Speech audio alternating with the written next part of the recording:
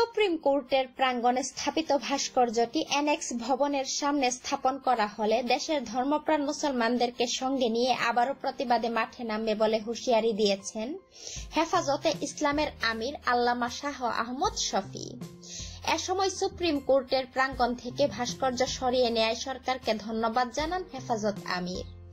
হেফাজতের আমিরের বরাত দিয়ে আজিজুল হক ইসলামাবাদী বলেন, ভাস্কর্যটি স্থাপনের শুরু থেকেই এর বিরুদ্ধে হেফাজতে ইসলাম আন্দোলন করে আসছে।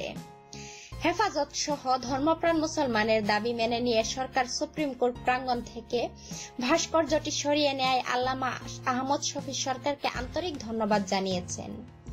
আল্লামা শফির বরাত দিয়ে তিনি আরো বলেন, আমরা শুনতেছি মূর্তিটি নাকি আবার অ্যানেক্স ভবনের সামনে স্থাপন করা হতে পারে।